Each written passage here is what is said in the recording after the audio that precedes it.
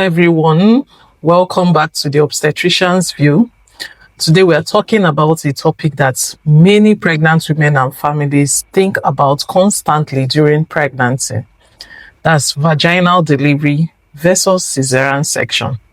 How do you make the choice? So one of the common questions expectant mothers ask is, doctor, which of these is better for me? Is it normal delivery or cesarean section?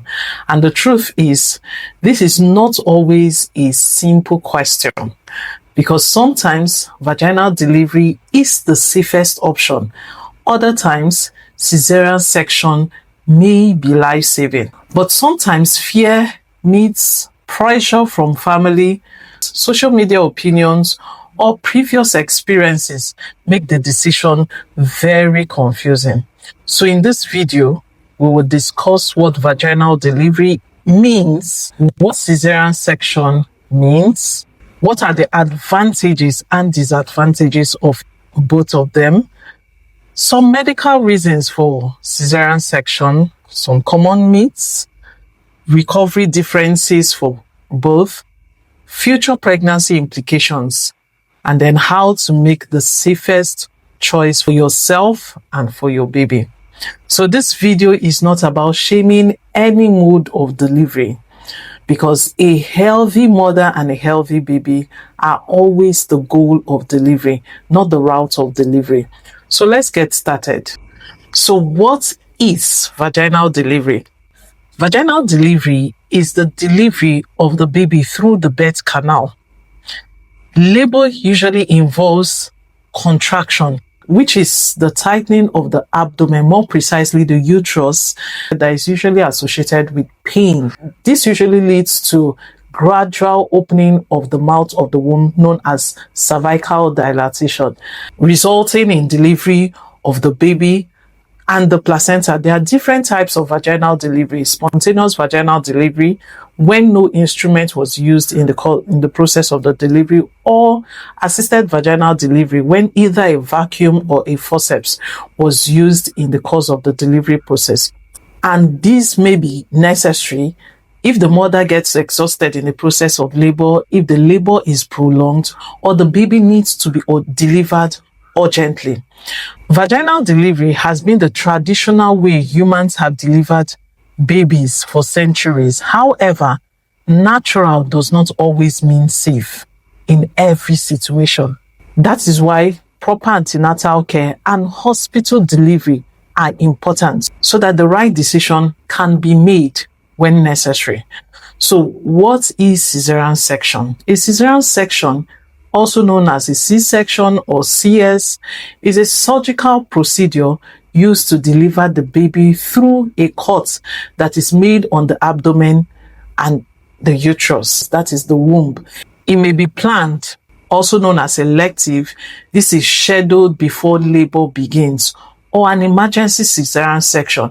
This is done urgently because of danger to either the mother or the baby. So a cesarean section is a major surgery, but it is also one of the greatest life-saving procedures of obstetric practice.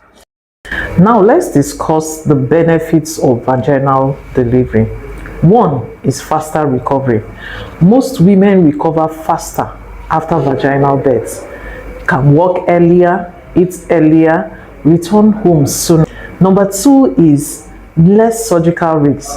There is no abdominal surgery, so there is lower risk of surgical complication.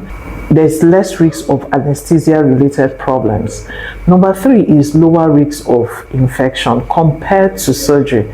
Infection risk is usually lower compared to the risks of infection associated to surgery. There is also better breathing adaptation for the baby, because during vaginal delivery, fluid is squeezed from the baby's lungs, helping breathing adaptation.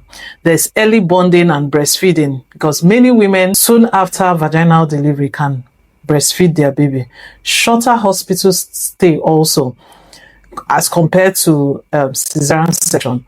There's also the benefit of lower costs, because in many settings, vaginal delivery is less expensive than surgery. What are the disadvantages and risks of vaginal delivery? Yes, vaginal delivery also has challenges. One is labor pain. Labor can be extremely painful, extremely painful. The duration of labor pain also varies. For some women, labor is just for a few hours, but for others, it can be much longer. There's also the risk of vaginal tears.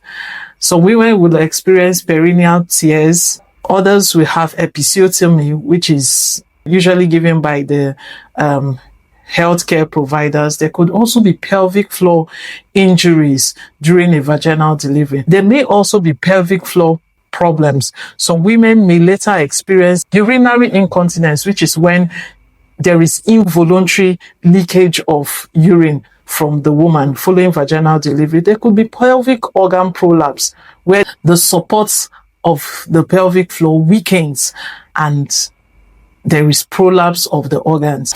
This is usually noticed especially after difficult deliveries. Labor does not always go according to the plan.